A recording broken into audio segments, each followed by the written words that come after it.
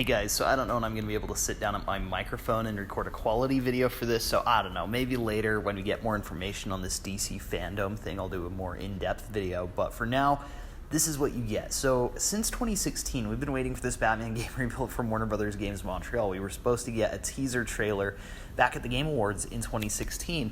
The project ultimately got rebooted, and it sounds like it might have actually gotten a second reboot during development. This is pretty much the third draft of this game from Warner Brothers Games Montreal. However, they've been teasing it officially for a year, since 2019 September. So by the time this DC Fandome event occurs on August 22nd, we will be just shy of 1 year of them officially teasing this game on their official Twitter page.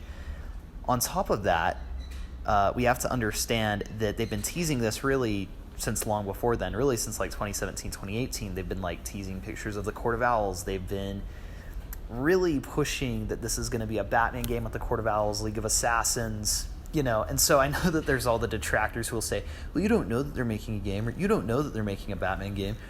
I'm sorry, but if you don't understand how inside information works, how leaks work, I mean, we have concept art of the leaked Damian Wayne game that you can look up right now. And again, they've been officially teasing a Batman game.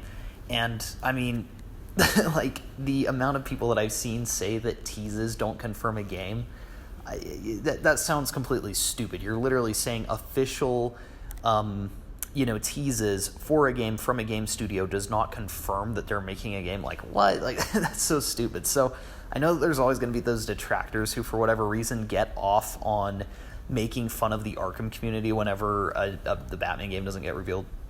However, I think that we're finally going to get to see this Batman game. So DC has announced that on the 22nd of August, they will be hosting an event called the DC Fandome. And essentially, it's going to be an event that's completely online, all access, so it's not like you have to pay to do it. But they'll be showing everything in regards to what's coming for DC. Of course, this includes the comics, but on top of that, they've said that they'll be showcasing films, TV shows, and video games. Now, unless they want a complete bloodbath and want to commit complete corporate suicide, the Batman game will be there. The Batman game will be there. There's a good chance the Rocksteady game will be there. This, to me, doesn't sound like an event at which they'll show maybe 2 or 3 things and like tease a few things and leave us all kind of hanging. To me, this sounds like they're pulling out all the stops. They pulled out of San Diego Comic-Con, which they are now doing online, so that they don't have to compete with Marvel. They didn't showcase any of their games at the PlayStation 5 reveal, despite, big titles like the Miles Morales Spider-Man game being there. And I believe that this is so that they don't have to compete, and so that they can just showcase to all of their fans who've been heavily anticipating these films and games. They can really just lay it out for all of us and show us the structure moving forward. Like, for example, DC films have been doing better at the box office. They've been getting highly favorable reviews from critics and audiences, which DC has struggled with really since the Dark Knight trilogy. Within the last 2-3 years, they've finally started getting back on top in terms of those reviews. But I think that the one thing that has kept them from reaching the same reputation level as like Marvel, for example, in their early years, is that they haven't really been transparent about the slate and the plan. Like, is this a connected universe still? Are they planning on trying to return to that connected universe? Or is it just each director kind of doing their own thing? I think that this is where they can finally answer that, and we'll probably see information for the Suicide Squad film, the Batman film, Wonder Woman, which has been pushed back to fall. We could get a slate again, like we could get release dates for like a Nightwing film or a Batgirl film, or and in terms of TV shows, like I'm sure that we'll see the information for the Snyder Cut on HBO Max. We could see a first look at like that Green Lantern show, or at least information on that Green Lantern HBO Max show that they keep talking about. They could announce new shows. They could talk about the CW shows.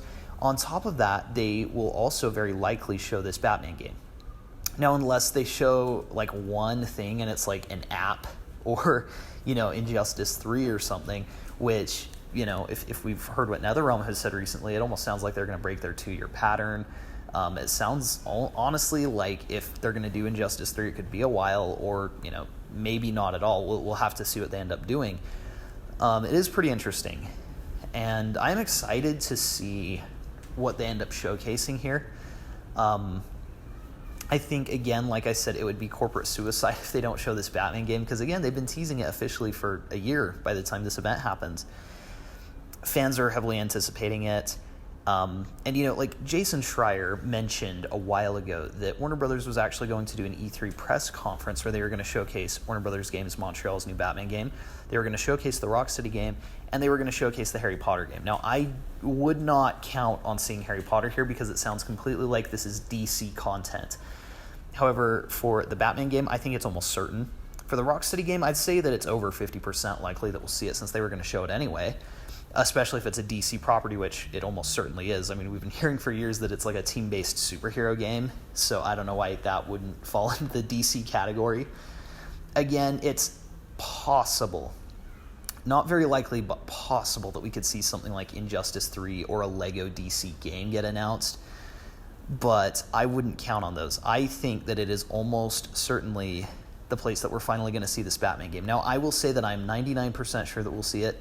I'll leave that 1% window of pessimism open just so that if for whatever reason they decide to pull it or it doesn't happen, I didn't confirm to you it would be here. I'm saying I am 90% sure that it's going to be here based on what I've seen, based on what they're saying about this event, that games will be there, that it's going to be an all-access, exclusive look at where DC is headed. I think it's very likely that we'll see the Batman game, potentially the Rocksteady game. So who knows? It's possible that for whatever reason it's not going to be there, but I am definitely counting on it being there. I'm very excited. I think that this is finally going to be a satisfying end to this long wait that we've had, not only for this Batman game, but for DC games in general. I think that this will be an event at which they are very transparent and open, again, about their films, about their comics, about their shows, about their games. I think that this is going to be them pretty much laying out all the cards in terms of what they're going to do for the next, 10 years or so. Like, for all we know, they could announce a lineup of games coming out, and I wouldn't necessarily count on that. I'm trying to keep my expectations level, but even if we walk away from this and the only meaningful thing that we get is the Batman reveal, then I'm all for it. So thanks you guys so much for watching. Please be sure to like and subscribe. Let me know what you guys think in the comments below, and we'll see you guys in the next one.